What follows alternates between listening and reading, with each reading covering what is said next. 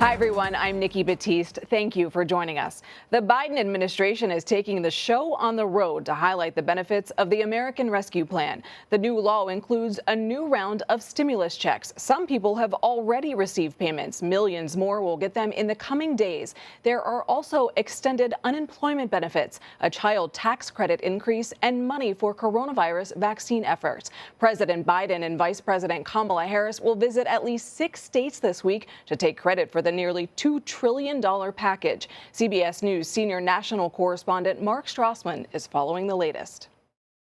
For the first time in a long time, this bill puts working people in this nation first. President Biden will spend this week selling his new deal for COVID America.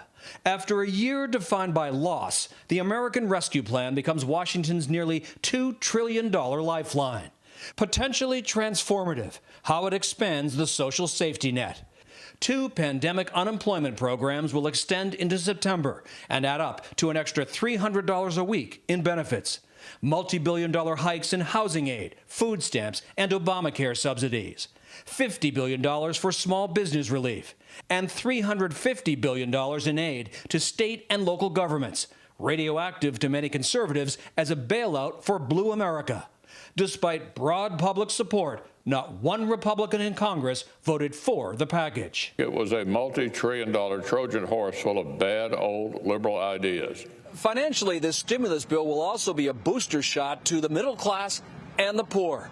A much more generous child tax credit, and for millions of people, $1,400 in direct payments that start going out this weekend. Under the new temporary child tax credit, income-eligible families will get up to $3,600 for each child under 6 and up to $3,000 for older children under 18. Partial benefits could roll out as soon as this July. Roughly 280 million Americans will qualify for Washington's 3rd round of stimulus checks, including Lyft driver Marquise Rhodes in Atlanta. Business is better, but last year his family barely dodged eviction. His family qualifies for $4,200 in aid. That will buy peace of mind. I'm not out of the woods, but it gives me a small cushion to say, okay, if something does happen, I at least have this to kind of fall back on. For millions of Americans, it's also help finding hope, another casualty of this pandemic.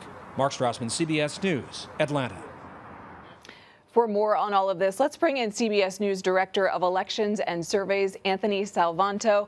Anthony, CBS has some new polling out showing the majority of Americans support the American Rescue Plan, and people say they're feeling much more optimistic about the pandemic. What's driving the numbers? Hi, Nikki. Good to talk to you. Let me take the second part of that first. And it's really this optimism about things getting better in the fight against the pandemic. And we'll see how that's really tied then to economic outlook. Look, first, you've got 63% saying that in the coming months, they think the outbreak is going to get better. Now, what that means is that people then think that they can go out and do more of the things that they've been avoiding doing. They can start, they tell us, gathering with friends, traveling, going to restaurants and bars, even shopping. Well, okay, so they start spending money. There's that pent-up demand out there. That boosts the economy. And then we find that people tell us, okay, they're optimistic about that economy. Specifically, Nikki, we're looking at more businesses reopening safely. They think that'll happen. The job market in their area, they're optimistic about that. The stock market and the national economy more broadly. So that's how it's all connected. The coronavirus, if it comes to pass that it gets better, keeps getting better, then they feel optimistic that they'll go out there and boost the economy, Nikki. It's good to see some optimism finally. Anthony, as we mentioned, President Biden is set to travel across the country this week where he'll try to promote and take credit for the American Rescue Plan to the public. How are people feeling about the president and how he's handling the pandemic? So the president gets very high approval ratings for handling the pandemic. He gets high approval ratings for the vaccine rollout specifically. And then the package, that bill, well, we've seen really high numbers in approval for that. Look at this, 74% approve of Congress passing that bill. And then you ask why that is. And there's a couple of things that really strike us. One is that it's got at least some support from all segments of the partisan splits. You've got overwhelming approval from Democrats. You've got high approval from independents, and even almost half of Republicans, even as you mentioned, it did pass along just a party line vote, but you've got half of Republicans supporting it. And when you look inside that, there's a couple of driving factors. One is that people think that it's going to help them personally. It's that pocketbook issue that always matters in opinion ratings and as well as the national economy. And then this, I would add, that people think it's going to help working class people even more than it'll help the wealthy. And of course, all throughout the pandemic, we've seen and people have told us that people who consider themselves and are working class have been so much harder hit. So that's one of the drivers behind why the bill so far has been so popular, Nikki. And Anthony, your new poll asks how Americans are feeling about getting the coronavirus vaccine. What can you tell us about that? Well, this circles back then to that other part of what's driving the optimism, and that is the vaccine rollout. So the first thing that we've been seeing is as we track willingness to get it, we're seeing that steadily increase over recent weeks, last couple of months. So now we've got a majority who say if they haven't gotten it yet, then they're willing, that they will. Now, having said that, there's still some folks on the fence. There's still maybe people who say maybe they'll get it, and then there's another 22% who say outright no. So you look at that and you say, okay, why not? And one of the things that we start seeing is that there's partisan breaks behind that.